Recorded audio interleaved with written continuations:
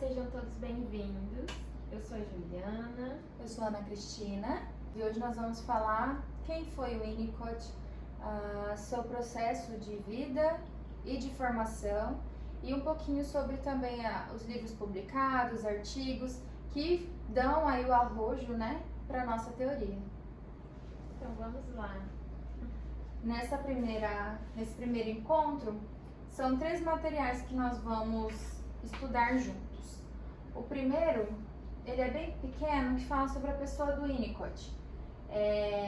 Está numa introdução do livro O Ambiente e os Processos de Maturação, estudos sobre a teoria do desenvolvimento emocional. A pessoa Donald Woods Winnicott. Donald Woods Winnicott nasceu em Plymouth, Devon, na Inglaterra, crescendo em uma propriedade rural, filho único, cercado por 2 irmãs mais velhas. Massudka escreve: ele foi uma criança amável, acomodada e um aluno brilhante. De repente, porém, resolveu virar tudo de cabeça para baixo. Fez então uma enorme confusão nos cadernos e durante 1 ano suas provas foram péssimas.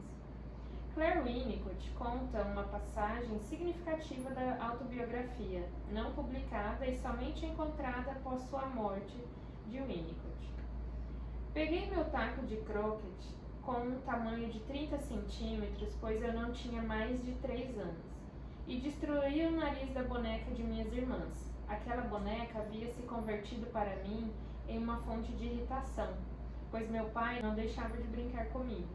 Ela se chamava Rose e ele, parodiando uma canção popular, me dizia com uma voz que me exasperava. Rose disse a Donald: eu te amo. Donald disse a Rose: eu não creio.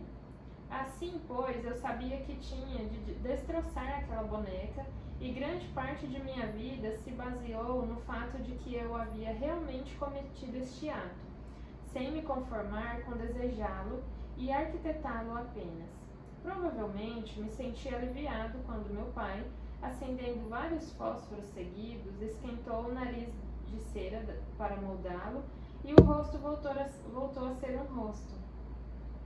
Aquela primeira demonstração do ato de restituição e de reparação me impressionou e talvez me fez capaz de acertar o fato de que eu, pequeno e querido ser inocente, me havia tornado violento, de maneira direta com a boneca e indireta com aquele pai que naquele justo momento acabava de entrar em minha vida consciente. Interessante nessa parte. O legal é pensar que ele era uma criança, ou como todas as crianças traquinas, né, que de alguma forma descontou ali a agressividade dele, de forma que ele pôde perceber inclusive o pai fazendo ali, né, atuando de modo a consertar aquilo que ele tinha destruído. Depois de uma infância feliz, de poder brincar com todas as experiências, Winnicott foi para a Leys School, em Cambridge. Corria, nadava, praticava ciclismo e rugby, tinha amigo, cantava no coro, fazia parte dos escoteiros e, conta sua esposa, todas as noites lia uma história em voz alta para seus companheiros de dormitório. Aos 16 anos, ao fraturar a clavícula jogando, ele formulou seu desejo de ser médico. Não podia imaginar que o resto de minha vida dependeria dos médicos. Resolvi converter-me eu mesmo em médico. Mas com coisa que ele ia poder, né? Consertar a própria clavícula sendo médico. É uma sensação de impotência, né? Que a gente não Isso. quer sentir aquilo. E aí eu vou fazer isso. A gente vê até na clínica, né? Isso. Sim, acho que até nos cursos de educação, de psicologia, vou fazer o curso para me entender. Para me entender, para me resolver. Isso. Winnicott passou o seu primeiro ano de medicina como enfermeiro, em consequência do início da Primeira Guerra Mundial. Algum tempo depois, não desejando permanecer fora do fronte, enquanto seus colegas e amigos partiam, ele solicitou o ingresso e foi aceito na Marinha. Terminando o conflito, ele prosseguiu seus estudos médicos no St. Bartholomew's Hospital em Londres. Nesse tempo, contraiu um abscesso pulmonar e ficou 3 meses hospitalizado. Sobre este período, ele escreveu em sua biografia: Estou convencido de que pelo menos uma vez na vida é necessário que o médico tenha estado no hospital com o paciente. Ser cuidado, né? Sim, que importante, né? Eu acho muito assim filosófico as coisas que ele escreve, porque isso é muito real. A gente precisa estar desse outro lado, com o paciente, como, né, analisando ali. Como alguém que pode aprender também, porque se a gente se coloca sempre num lugar de que sabe, eu já sei, que possibilidade de troca, de afeto, de cuidado eu vou receber, acho que fica muito vago. E quando ele coloca, né, de o médico estar na posição de paciente, penso eu, né, na fragilidade. Se encontrar como alguém que sente dor, que precisa daquele atendimento, para que os seus atendimentos depois como médico sejam diferentes. Tem ali um parâmetro, né? Isso. Embora tenha desejado ser um clínico geral e trabalhar no campo, Winnicott tornou-se pediatra e, ao ler um trabalho de Freud, decidiu-se analisar-se e estudar psicanálise. Buscando Ernest Jones, este o encaminhou a James Strachan, com quem ele se analisou durante 10 anos, tendo retomado sua análise depois com Joan Rivière. Sua formação psicanalítica iniciou em 1923, no mesmo ano em que obteve 2 postos como consultor em pediatria, um no Queen Hospital for Children e outro no Pendleton Green Children's Hospital, sendo que neste último trabalhou durante cerca de 40 anos, organizando um serviço para onde acorriam profissionais ingleses e do exterior, e que ele, carinhosamente, chamava de meu snack bar psiquiátrico. Sentindo a pressão que resultava do número elevado de crianças que buscavam atendimento, Winnicott decidiu-se a fundo a estudar os meios de utilizar o espaço paciente médico da forma mais econômica possível para a tarefa terapêutica. Em seus escritos, em especial com o jogo dos rabiscos, ele mostra como ele chegou a isto. Claire Winnicott escreve: ele se esforçava por tornar a consulta significativa para a criança, dando-lhe alguma coisa para levar e que pudesse ser utilizada e ou destruída. Donald se armava de papel e, na maioria das vezes, fazia um avião ou um leque com o qual brincava um pouco.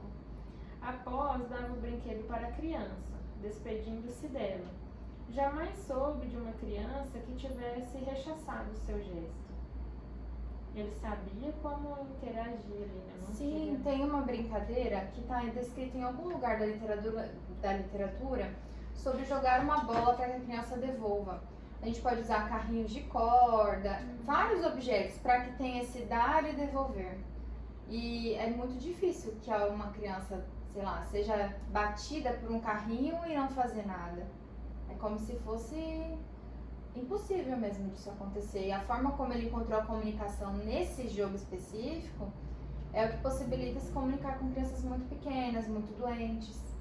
E assim, se esse carrinho bate e não tem uma ação, né, algo está errado. Sim, já serve até pra gente pensar em uma possibilidade de diagnóstico. Sim, tipo, como assim essa criança sentiu algo e não interagiu, não reagiu, mas... No caso de se retrair, Isso. não pegar o brinquedo, não fazer nada com aquilo, né? Não ter uma reação, né, que é natural. Sim. Que é natural. Donald e Claire Winnicott não tiveram filhos e, ao final de sua vida, ele escreveu: é muito difícil um homem morrer quando não teve um filho para matá-lo na fantasia e poder sobreviver a ele, proporcionando assim a única continuidade que os homens conhecem. Ao perceber a proximidade da morte, ele organizou uma autobiografia que ele chamou Not Less Than Everything, e onde ele descreve imaginariamente sua morte. Abre aspas. Estive morto. Não era particularmente agradável e me pareceu que levou um bom tempo, porém apenas um momento na eternidade. Chegado o tempo, eu sabia tudo sobre meu pulmão cheio de água. Meu coração não conseguia fazer seu trabalho, pois o sangue já não podia circular livremente pelos alvéolos. Havia falta de oxigênio e asfixia. Não havia por que ficar revolvendo a terra, como dizia nosso velho jardineiro. Minha vida foi longa. Vejamos um pouco do que aconteceu quando eu morri? Meu pedido havia sido ouvido. Meu Deus, faz com que eu viva o momento de minha morte. Fecha aspas. Claire Winnicott comenta, a partir deste trecho, que se pode ter uma ideia da capacidade de Donald Winnicott para compor, brincando com a realidade de dentro e de fora, de modo a permitir ao indivíduo suportar a realidade, evitando a negação e podendo realizar tão plenamente como seja possível a experiência da vida, seja um bebê ou um velho que a morte colhe. O que é interessante, o que vai se repetir muito durante o nosso grupo de estudo, é estar vivo. Não apenas estar vivo respirando, mas estar vivo vivendo. E essa frase onde ele fala que ele gostaria de viver a própria morte, essa frase ela marca de forma como ela é reafirmada. Essa carta foi escrita já no final da sua vida, mas isso já havia sido repetido muito antes em toda sua construção literária, suas apresentações. Então são pontos aí nesse pequeno texto que nós vamos ver como algo muito particular de Winnicott. E o núcleo da teoria dele, né? Exatamente. É uma coisa que eu gosto muito na teoria de Winnicott, porque a gente foge do padrão, do que uma certa parte da população ou da sociedade deseja ou que dita como regra e vai para o interno. O que eu quero? Como que eu quero viver a minha vida? O que faz sentido para mim? Mas isso está na moda. Não, mas não faz sentido para mim. Então eu vou para outro caminho e estou bem com isso, estou viva. A vida criativa, né, que ele fala. E por que é importante a gente começar a estudar o Winnicott por aqui? Por saber que ele foi uma pessoa, né? Uma pessoa que pensou, que sentiu. Ele fala até sobre não ter filhos, porque assim, de fato, o filho pode ou não dar continuidade a um legado. E o legado dele foi somente, o que não é pouco, é muita coisa, o que ele nos deixou para a psicanálise e até para a medicina da pediatria. Tem algumas informações sobre o Winnicott que não são tão importantes, mas para nível de curiosidade é legal a gente saber.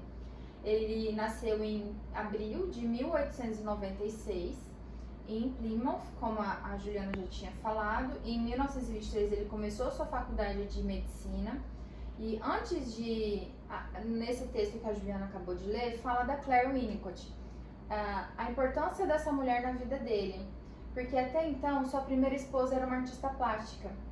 Ele foi casado, Alice Taylor, e foi na mesma época em que ele começou a sua primeira análise. Ele tinha lido um texto de um francês que falava de Freud, isso lá em 1923, ele estava começando a faculdade de medicina. E Pfister é o nome do escritor. E aí ele já se interessou e ele ainda estava na faculdade de medicina e já viu que tinha algo ali para ele. E aí ele busca análise pessoal. Depois que ele começa essa análise, ele termina esse casamento, se forma. Depois da sua formatura como médico, ele já começa a estudar mesmo Freud. Ele vai em busca de tudo que tinha Freud. E aí, já no seu trabalho dentro desse hospital, ele conhece Claire Winnicott, que era uma assistente social e que teve um trabalho muito importante com ele na Segunda Guerra Mundial, quando eles fizeram um trabalho de remoção de crianças das cidades que sofriam com bombardeios, tirando essas crianças dessas casas e levando para lugares seguros, que fossem fazendas e em abrigos, para que essas crianças não sofressem ali as questões da guerra, embora sofreram com outras questões. E a Claire é tão importante porque em diversos textos ela está junto, alguns ela escreve, ela é uma figura muito importante na teoria, porque ele como médico, ele fazia todo o trabalho de diagnosticar, né? Ele ia lá, via quais eram as necessidades das crianças e tudo mais, atendia as crianças no consultório. E a Claire, com seu conhecimento de assistente social, ela ia nas casas, ela fazia as visitas, ela via em que contexto essas crianças e essas famílias estavam. E aí foi meio que o casamento perfeito. para que a gente tivesse a nossa teoria. O segundo texto que nós vamos estudar, para a gente fazer esse primeiro encontro aí sobre a vida e obra de Winnicott, é um artigo da Elza Oliveira Dias. O nome do artigo é A Trajetória Intelectual de Winnicott na Natureza Humana, publicado em 2002. Eu não vou ler o artigo todo, mas ele vai ficar disponibilizado. Os trechos desse artigo que eu considero mais importante falam sobre por que fazer medicina foi tão necessário para que o Winnicott tivesse a percepção que ele teve. E no decorrer do artigo, dá para a gente elencar 4 pontos importantes. O primeiro é que, sendo médico, ele pôde observar de perto crianças, mães, cuidadoras, babás, avós que levavam crianças, pais que levavam as crianças em busca de ajuda médica. Então ele pôde observar desde uma gripe até questões de adoecimento muito mais sérias, mais severas. Um segundo ponto que a formação de medicina contribuiu para o trabalho de Winnicott é que ele pôde ver os diferentes tipos de adoecimento. O que era adoecimento físico, então uma gripe é um vírus que está circulando no ambiente, a criança contrai esse vírus e fica doente. E outros tipos de adoecimento, por exemplo, falta de apetite, ou compulsões, agressividade, que não tinham necessariamente a ver com o físico, tinham causas psicológicas. Então, sendo médico, ele podia fazer meio que uma triagem, o que é físico e o que é psicológico. Para a época, isso era revolucionário, porque a psicanálise ainda estava começando. Freud começou a escrever em 1890 e aqui a gente está falando em 1920. Então, ainda era tudo muito no começo. Até porque, assim, vamos considerar a tecnologia de hoje, que tudo é assim. Naquela época era rádio, congresso e palestras lá no hospital e na escola. Então, o tempo que se levava para que as coisas ganhassem visibilidade era muito maior, né? Nem todos tinham acesso a jornal, comprar um jornal na rua, nem todo mundo conseguia, enfim. E o terceiro ponto, que eu considero muito importante, é que, sendo médico, ele pôde perceber como tratar e como não tratar uma pessoa. Não o adoecimento dela, mas a pessoa. Cada pessoa tem uma demanda específica e uma necessidade específica. Como médico, ele pôde perceber isso. E faz link com aquilo que você leu, Ju. Ser paciente. Quando ele teve a questão do pulmão, né? Se colocar no lugar de ser cuidado. Então, aonde dói, o que ajuda, o que melhora. E depois ele como médico. Nem todos os casos é o mesmo protocolo. Isso faz muita diferença porque a gente vai repetindo isso de formas diferentes, com linguagens diferentes, que vai falar sobre manejo e tudo mais que a gente vai falar adiante. É interessante um ponto nesse artigo que ele fala que, por mais que seja possível separar corpo e mente, é uma tentativa artificial. Porque embora eu tenha um corpo e uma mente pensando separado, muitas coisas das quais nós pensamos, elas refletem no nosso corpo. Então é onde ele começa a identificar uma psicossoma. Isso só havia na psicanálise, não havia dentro da medicina esse conhecimento. Porque na medicina era totalmente organicista. É o organismo que reage e que é contaminado e que fica doente. Separado dessa mente, né? Exatamente. Então, o quanto que é legal ele perceber assim, que seria artificial de fato, porque, por exemplo, num caso de ansiedade, a gente sente no corpo inteiro. As mãos soam, a barriga dói, às vezes dá uma dor de cabeça. É o corpo inteiro ali sentindo uma coisa que tá aqui. E a raiz não é orgânica, né? Não. Sim. Isso. E aí nesse percurso dele como médico, ele teve a oportunidade de observar muitos casos presencialmente de duplas mães e bebês. São mais de 40 mil? 60 mil famílias. 60 mil famílias. E fora os que nem foram catalogados, que haviam pessoas que procuravam ele, iam até a casa dele, que procuravam ele fora do expediente no hospital. E imagina, ele passou 40 anos dentro de um mesmo hospital. O quanto que isso não é um impacto, por exemplo, para uma cidade, você saber que aquele médico está lá desde os primórdios, assim. Você pode ir lá, que ele vai estar, que ele vai ter essa compreensão, né, geral, assim. Isso, e aí justamente por ele ser esse médico que estava naquele hospital há tanto tempo, ele tinha já um conhecimento de perceber o que essas mães, quais eram as principais queixas. Então, se a gente traz para a nossa realidade, a gente sabe, por exemplo, tal época do ano é mais frequente os casos de doenças respiratórias. Em uma outra determinada época do ano, a gente vê mais questões de virose, com outros sintomas, né? E ele tinha essa oportunidade de ver isso. Como essas mães reagiam, como essa família cuidava dessa criança doente. E ele conseguia perceber, inclusive, adoecimentos que não eram das crianças, mas eram das mães. Então, mães deprimidas, que passaram por situações de depressão pós-parto, embora não tivesse na época essa nomenclatura, depressão pós-parto. Mas ele pôde observar isso, ali aquele bebezinho tão dependente de uma mãe que talvez não desse conta. Eu lembrei agora daquele livro, talvez você precise conversar com alguém, que a autora ela faz esse processo de ir para a faculdade de medicina porque ela queria esse contato com as pessoas, né? Essa conversa, ouvir a história daquele paciente, poder auxiliar ali, resolver aquela questão. E conforme a época em que ela estava, ela percebe que a medicina vai mudando.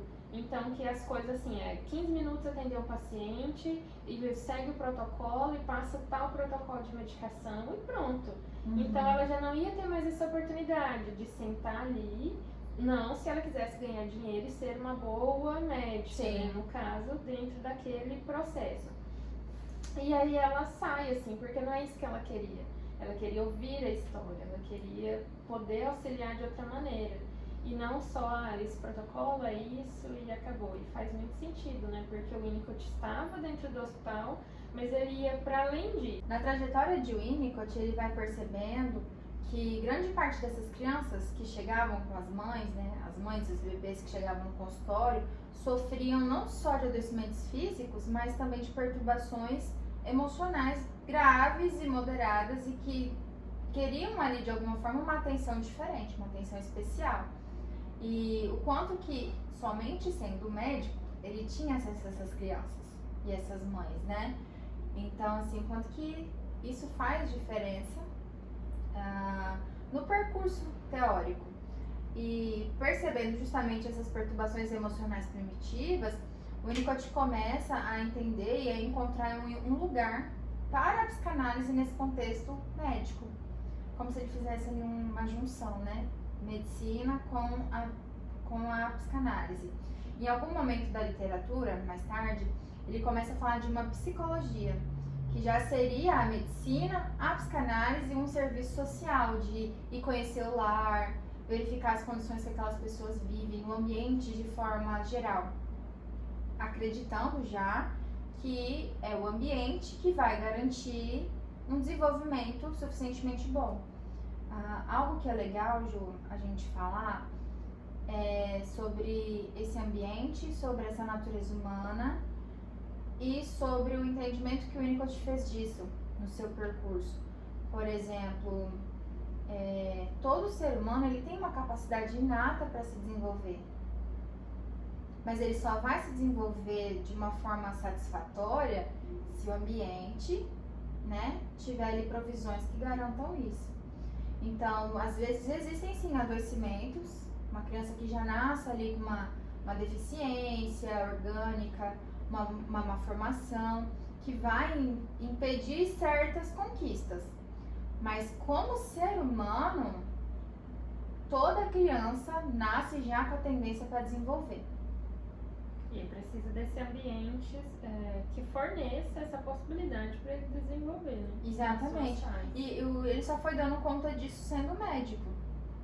Fazendo esse acompanhamento observando ali na prática. Isso, dessas duplas, né? O marco da sua teoria, levando em consideração desde o bebê no colo, como é feito a amamentação, como é feito o movimento de colocar o bebê no berço, trocar fraldas, higiene.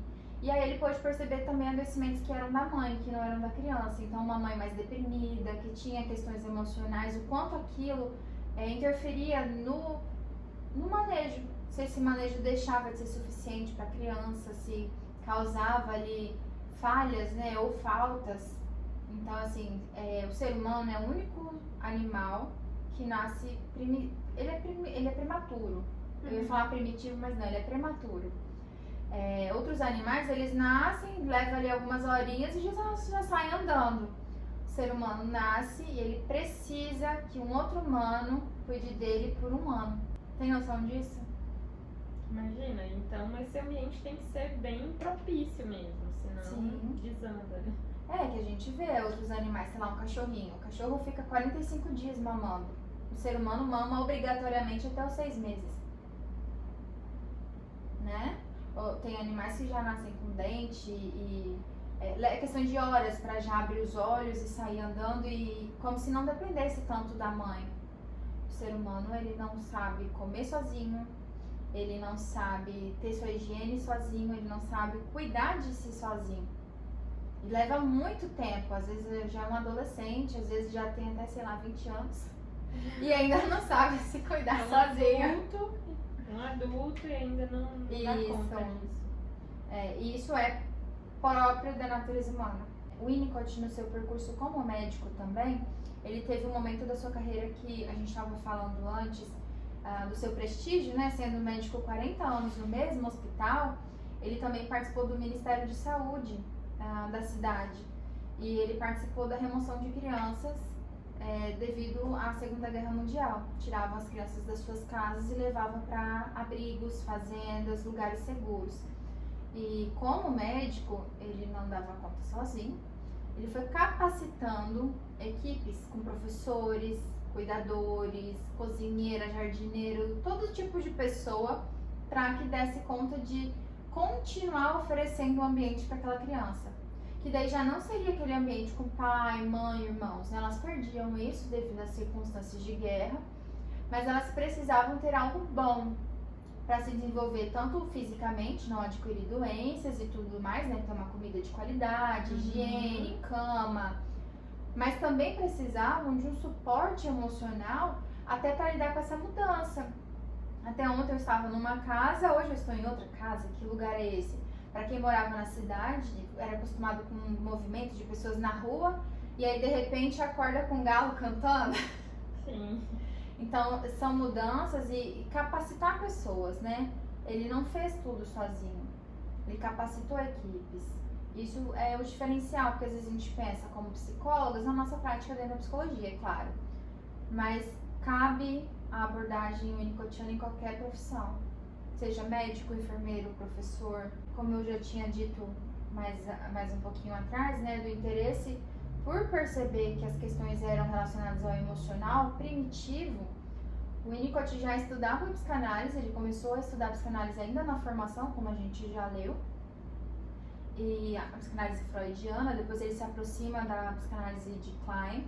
Ele começa a aplicar aquele conhecimento que ele já tinha da psicanálise às suas observações clínicas como médico pediatra. E a partir dessas observações, e principalmente no momento da guerra, em que ele decisivamente funda um pensamento que seja próprio dele. Então sim, ele precisa passar por todos esses processos, né?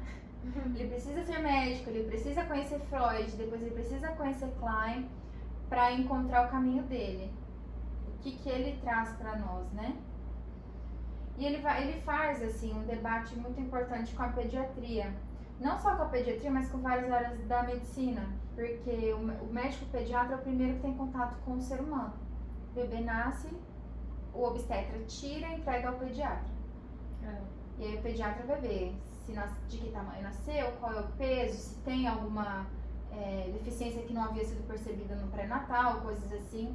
Mas toda aquela equipe ao redor daquela mãe, desde o obstetra, enfermeiro, clínico, que fica ali, são responsáveis por esse acontecer humano. né? Que acontece ali uma vida, alguém vem para a vida.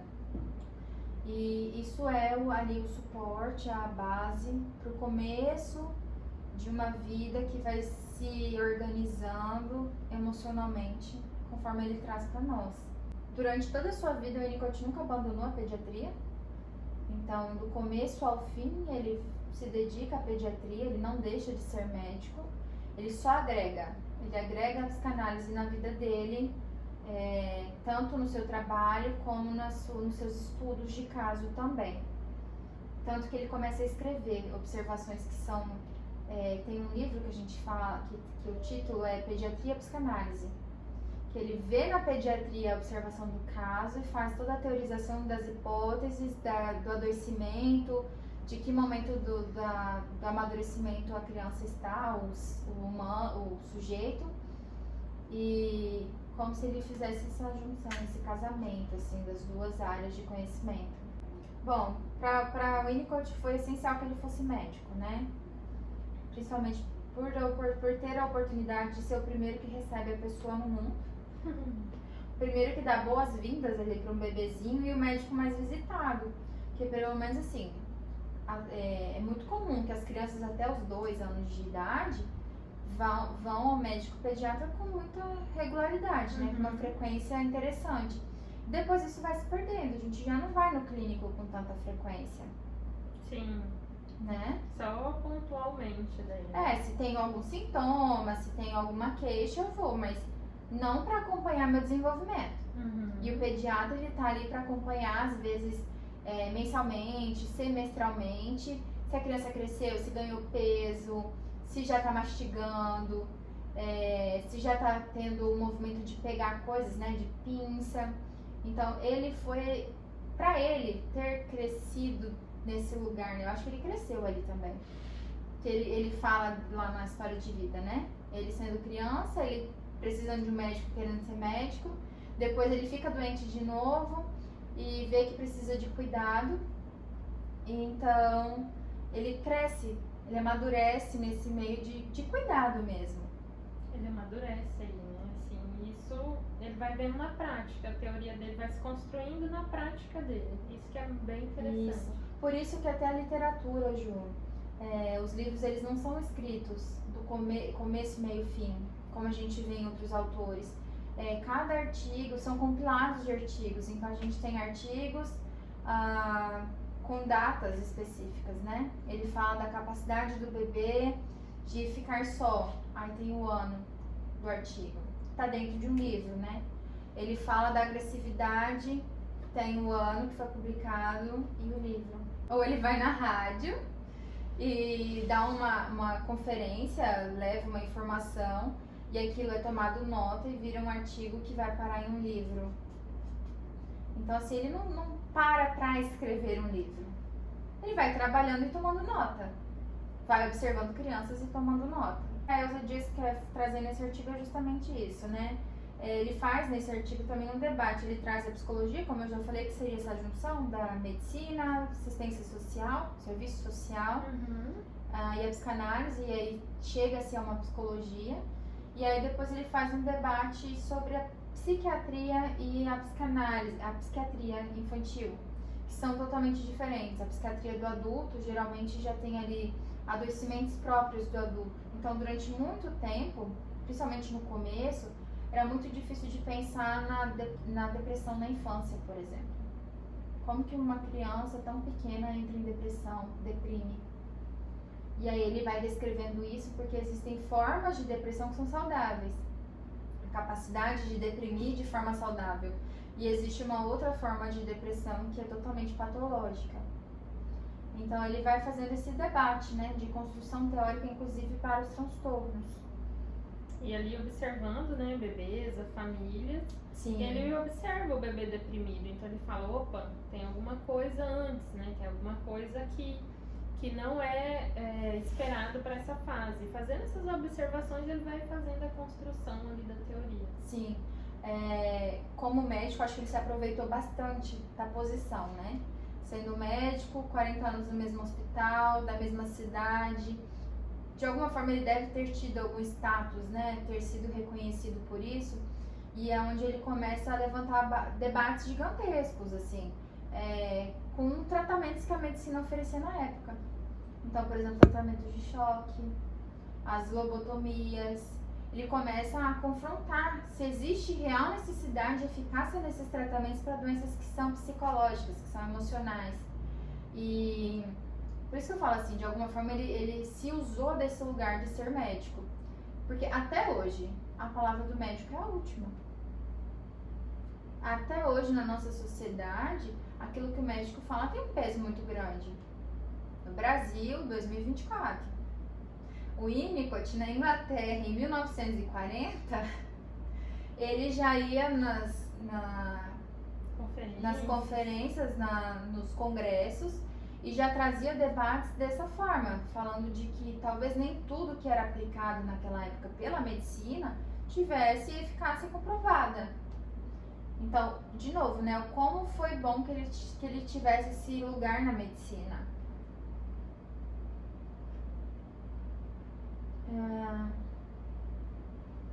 A pediatria para Winnicott, né, além de ter feito parte da vida toda de trabalho dele, na época era uma recém-especialização.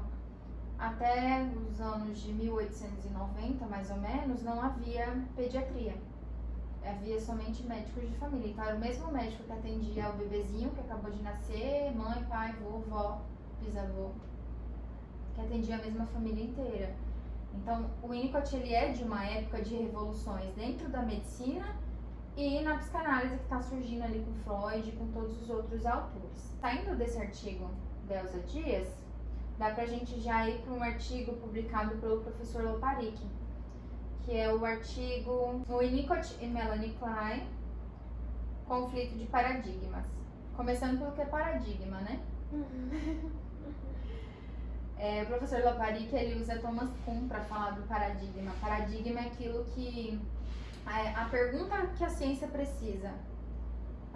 Cada época, cada situação é uma pergunta que precisa de uma resposta e a ciência vai se dedicar para alcançar essa resposta. Quando Freud começa a psicanálise, a sua teoria, a pergunta dele era sobre as histerias. Por que principalmente mulheres paralisavam sem ter nenhuma doença física? Ele chegou à teoria das histerias neuróticas, né? Histéricas neuróticas.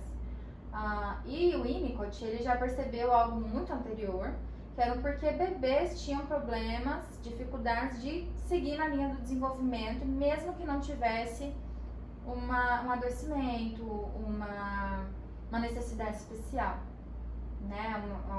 Uma formação. O bebê não tinha nada, mas não se desenvolvia.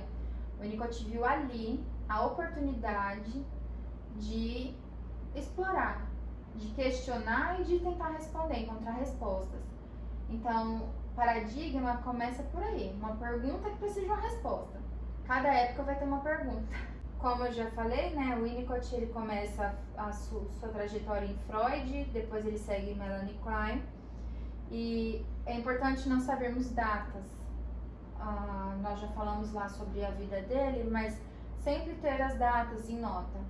Que ele começa a fazer medicina em 1920, em 1923 ele entra no hospital, começa a estudar psicanálise, faz terapia e supervisão com uma pessoa que era seguidor de Freud. Ele não chegou a fazer exatamente com Freud, eram com seguidores de Freud.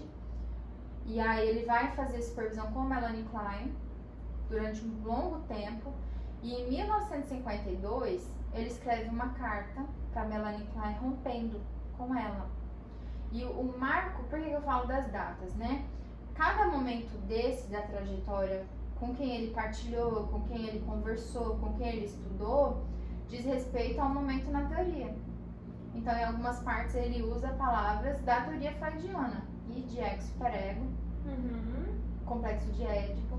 E em alguns outros textos, se a gente for olhar com bastante cuidado, a gente vê posição esquizoparanoide, posição passivo-depressiva, seio bom, seio mal, que eram partes da teoria de Melanie Klein. Como ele sempre teve esse contato muito próximo com bebezinhos, e ele foi percebendo que nem tudo aquilo ali se aplicava da melhor maneira, ele decide que ele vai romper. e vai seguir por si próprio. Tem uma questão desse rompimento que eu acho muito interessante, Ju. A Sociedade Britânica de Psicanálise, eu consigo imaginar como se fosse uma assembleia, assim, sabe? E aí, de um lado, tem os que são freudianos, que seguem Freud e que defendem Freud. De um outro lado, tem os que seguem Melanie Klein, defendem Melanie Klein. E aí tem os do meio. O Winnicott estava lá no meio. Que não defendia nenhum lado e nenhum outro lado. E justamente pelas observações e pela oportunidade que ele tinha, Freud nunca analisou criança. Anna Freud, filha de Freud, fez análise de criança e usou a brincadeira como forma de comunicação pela primeira vez. Mas Freud nunca atendeu crianças. E o Winnicott, ele começa a colocar o que ele percebe, né? Ele vai apontando nessa carta para Melanie Klein questões como a discordância do complexo de Édipo, por exemplo, de que não tem uma idade que a criança vai ou ser neurótica ou ser psicótica, que é uma construção desde que ela nasceu, o acúmulo de experiências, que vai ter ali no seu desenvolvimento primitivo contribuições ou negligências, né? Para dizer se ela vai ter suporte para ser saudável ou se vai faltar suporte para isso. Então não tem, para o Winnicott não tem um marco. Tipo, não é o complexo de Édipo que determina tudo. Outro ponto que ele coloca nessa carta que ele discorda totalmente, né? Que no ano de 1946, Melanie Klein ela publica um artigo sobre a posição esquizoparanoide, definindo ali na época mecanismos, né, de que explicassem as esquizoidias. E estava muito atrelado ao complexo de Édipo muito precoce. Uma criança, talvez com 3 anos, já estivesse passando por um complexo de Édipo e já entraria ali num diagnóstico tão grande desse. O Winnicott veementemente discorda. Ele fala que não compartilha desse pensamento. Inclusive, ele nem usa esse termo de esquizoparanoide. Nas patologias maturacionais, ele vai falar de quadros onde existem as psicoses, e essas psicoses são várias. Desde uma esquizofrenia, um falso self, mas não dessa forma, ele não usa essa nomenclatura. E o quanto que isso é importante, esse rompimento, porque daí a partir de 1952, quando ele manda essa carta para Melanie Klein, é como se ele assumisse por conta e risco que ele ia ser o autor ali do que ele estava observando, continuando as suas notas. Muitos dos escritos dele foram juntados, foram compilados. Depois da morte, né? Então, assim, ele não para a vida e fala, vou escrever. Não. Ele vai observando, vai anotando, recolhendo em prontuários. Ele vai construindo, né? Isso. E aí, no decorrer do nosso grupo de estudo, acho que vai ficar muito mais claro, por exemplo, por que ele faz essa quebra. O que ele coloca no lugar do complexo de Édipo, por exemplo. A gente vai ver nos nossos próximos encontros e vai ficar muito mais claro. Mas, de antemão, esse artigo que fala desse rompimento já nos traz ali um nascimento da teoria do amadurecimento de Winnicott, uma teoria psicanalítica winnicottiana, embora ele dissesse que não queria que ninguém fosse winnicottiano. Bom, acredito que seja isso. A Juliana vai falar um pouquinho da bibliografia, dos materiais que o Winnicott foi publicando, como que aconteceu, quais as referências que a gente usa, inclusive, para o nosso estudo, né? O Winnicott, ele foi publicar o seu primeiro livro em 1931, Notas Clínicas sobre Distúrbios na Infância. Por aí ele já estava maduro, ele já tinha percebido que, complexo de Édipo, tem algo acontecendo antes, né? Ele estava visualizando ali, ao encontrar esse bebê e essas famílias, que tinha algo acontecendo. Então ele publica esse primeiro livro, Notas Clínicas sobre Distúrbios na Infância. Percebe que sempre é notas? Sim.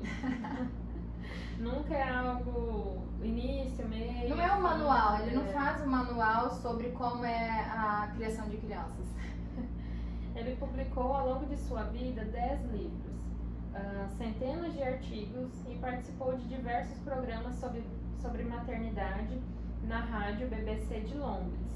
Então, assim, como o Winnicott propagava esse conhecimento, como ele informava as pessoas que é algo até hoje, inclusive, necessário que pais, mães, cuidadores conheçam a teoria e saibam, em cada fase do desenvolvimento do ser humano, quais necessidades para que seja um desenvolvimento emocional saudável. Então, na época, ele ia nas rádios, utilizava a rádio porque era o maior meio de comunicação ali do tempo, e isso é muito... isso traz para a humanidade, assim, né? Para o ser humano de Winnicott. Ele podia ir lá, sentar, escrever um livro, é assim que faz, mas não, ele queria auxiliar pessoas. Então, ele falava para as pessoas de uma linguagem que as pessoas conseguiam ouvir. Seria muito cômodo, né, ele publicar só na Nature, que é uma revista que sempre existiu na medicina. Com termos técnicos, as observações clínicas, estudos de caso, seria muito fácil. Agora, sair do consultório, ir lá na rádio e falar com o povo, que é o povo. E assim, como ele foi, sempre era convidado para, por exemplo, durante a guerra, essas crianças que foram retiradas dos seus lares e colocadas em abrigos para protegê-las mesmo, né? Então, convidaram o Winnicott para poder auxiliar nessa época. E a partir dali, ele conseguia montar equipes, orientar equipes, para observar como cada criança, adolescente estava se saindo, quais eram as necessidades, o que precisava ser feito, qual o cuidado que era necessário naquele momento. Então, assim, isso foi fazendo com que ele fosse construindo, às vezes de forma, uma linguagem mais coloquial, mas super complexa, né? Não era fácil, por mais que a gente entenda, saiba do que ele está falando, né? Algo simples e coloquial, né? Mas é legal isso que você falou da linguagem, Ju, porque às vezes a gente pega um livro para ler de Winnicott, um artigo, e tem uma palavras muito simples. Mãe, bebê, ambiente, o seio, a amamentação, o parto, mas algumas coisas não podem ser tidas, acho que de forma literal. Até porque tem que se considerar também que aí a gente tem um processo de tradução. Ele pode escrever em inglês, os livros que nós temos aqui são traduzidos para o português, acho que já está na segunda, terceira, quarta edição de alguns livros. Então, até nesse processo aí de escrever esse material, acredito que há de se ter um cuidado. Por isso que é interessante a gente ter esse momento de juntos parar, vamos ler isso aqui, né? Que cada um percebe qual a aplicabilidade disso, porque talvez nem tudo seja tão literal. Exatamente. Seus artigos viraram livros depois da sua morte, sendo a última e mais recente publicação em 2016. Claire Winnicott e Masood Khan foram personalidades importantes na organização dos cerca de 80 artigos inéditos escritos por Winnicott próximo de sua morte, que não teve a chance de publicá-los, embora planejasse uma nova coletânea. E esses dois foram de extrema importância, assim, né, para tudo que a gente tem hoje, publicado e tal, porque eles reuniam isso, né, em qual momento foi da fase dele, da vida dele, foram organizando isso para que a gente pudesse hoje conhecer a teoria winnicottiana. Acho que a Claire, principalmente, acho que a gente já falou lá no começo, mas ela acompanhou ele. Ela foi assistente social que estava com ele em campo. Então ela deve ter sentido ali qual que era a reação dele, o sentimento dele. Ela deve ter presenciado as emoções de Winnicott naqueles lugares. Então ela ter tido esse cuidado, junto com Masood Khan, mas ela principalmente ter tido esse cuidado de reunir todos esses documentos e muitas das introduções dos livros é escrita por ela. Tem artigos que são parte ela quem escreve e o Winnicott juntos, então da importância dessa mulher ter estado lá. Sim. No Brasil, Leopoldo Fugêncio, Zelico Loparic, Elza Oliveira Dias e Conceição Aparecida Serralha foram essenciais para a publicação das traduções das obras originais do inglês de Winnicott.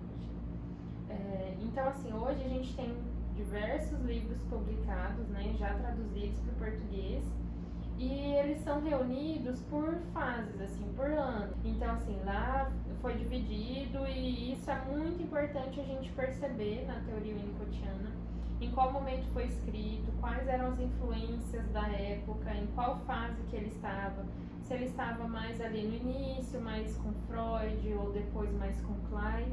E aí, por final, que já era uma teoria mais madura, mais completa, que era ele, a visão dele totalmente, né? Muito corajoso ele. Muito corajoso. Nós temos a Associação Winnicott Internacional, a IVA. É uma entidade civil sem fins lucrativos, com sede em São Paulo, que tem como objetivo o incentivo ao estudo, né? Pesquisa e divulgação da teoria psicanalítica winnicottiana. Atualmente, a IVA está presente no Brasil, na Argentina, na China, Israel, França, Portugal, Itália, Grécia, Bélgica e na Inglaterra também. No Brasil, nós temos o IBPW, Instituto Brasileiro de Psicanálise Winnicottiana. Foi fundado em 2015 pela Elza Oliveira Dias e o Zeli Loparic. Também são dois grandes nomes, assim, pra gente hoje ter tanto conhecimento, encontrar bastante coisa, né, da teoria. Sim. Através, eles têm um canal no YouTube, então tem muita palestra lá, muito... É o Winnicott Urgente, para quem tiver interesse de dar uma olhada, vale muito a pena. O professor Loparic, ele é filósofo, então ele faz esse trabalho de quase que investigativo, né? De juntar material, fazer traduções e pensar ali como aquilo teoricamente é científico. Sim. E o objetivo deles, fundando o IBPW, é desenvolver atividades de ensino, de pesquisa e publicação nas áreas de estudos winnicottianos. Atualmente gerencia também um curso de formação de psicanálise winnicottiana e tem sede em São Paulo. Essa formação de psicanálise em winnicottiana é diferente do que a gente pratica na nossa clínica. Nós somos psicólogas com atuação na abordagem e da teoria psicanalítica winnicottiana.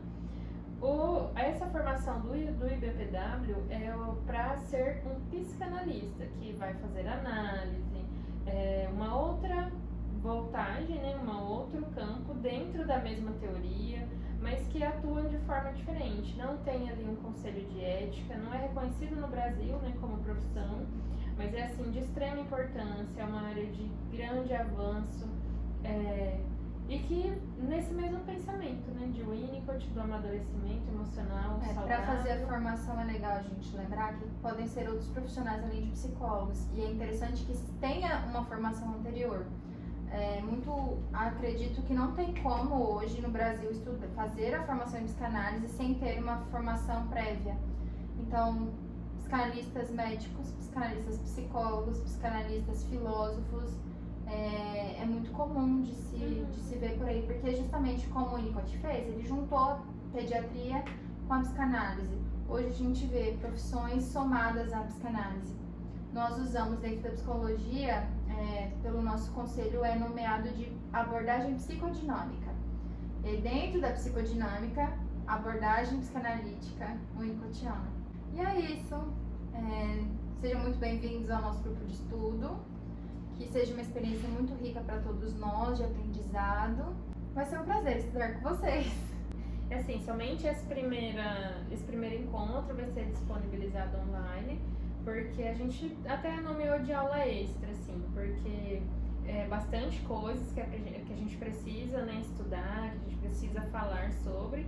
Então, os 8 encontros ficaram para, de fato, a gente já ir para a teoria mesmo. E aqui a gente falou mais sobre quem foi Winnicott, como foi sua trajetória, sua história, para chegar onde ele chegou, a teoria que a gente trabalha hoje. É muito bom ter vocês aqui e a gente se vê nos próximos encontros.